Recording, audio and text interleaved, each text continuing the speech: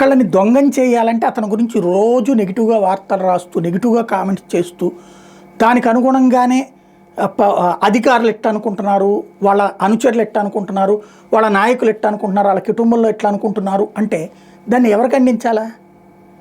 తద్వారా ఒకళ్ళని దొంగం చేయొచ్చు. అదే సమయంలో ఒకళ్ళు అద్భుతం అని చెప్పి ప్రొజెక్ట్ చేయాలంటే అబ్బా అసలు ఆయన నడిస్తే మాస్, కదిలితే మాస్, అడుగేస్తే మాస్, అడుగు తీస్తే మాస్ అని చెప్పేసి పైకి పెంచవచ్చు.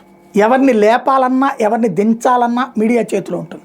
ఇప్పుడు తాజాగా అట్లాంటి ఉదంతమే మారిపోయారు సార్ అని చెప్పేసి ఐఏఎస్లు ఐపీఎస్లు ఫీల్ అవుతున్నారు. చంద్రబాబు గారి మాటలు చూసి, చంద్రబాబు గారు తాజాగా జరిపినటువంటి 2 రోజుల సమీక్షా సమావేశాలు చూసి ఏం మారిపోయారు ఆయన?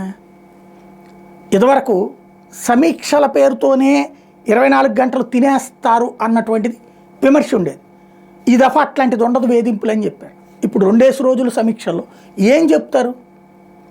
కలెక్టర్లు చెప్పింది విని అబ్బే మీరు చెప్తుంది కరెక్ట్ కాదయా, మీరు బాగా నేర్చుకోవాలి అని చెప్తున్నారు. ఇది ఇదివరకు అదే కదా.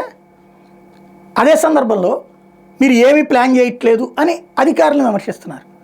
40 ఏళ్ళు ముఖ్యమంత్రిగా ఉన్న ఈయన కదా వాళ్ళకి చెప్పాల్సింది, ఏమయ్యా మీ జిల్లాలో ఈ వనరులు ఉన్నాయి కదా, దీంతో నువ్వు ఇట్లా చేయాలి కదా, దీంతో ఈ వ్యాపారం పెట్టి ఇట్లా పెట్టుబడి పెట్టించు, లేకపోతే ఇట్లా జనాన్ని ప్రోత్సహించు అని చెప్పాలి కదా. ఆ అధికారులు వాళ్ళు చేస్తానంటే వాళ్ళు చేయనిస్తామా మనం? ప్రభుత్వం పొలిటికల్ గవర్నెన్స్ అని చెప్పారు కదా.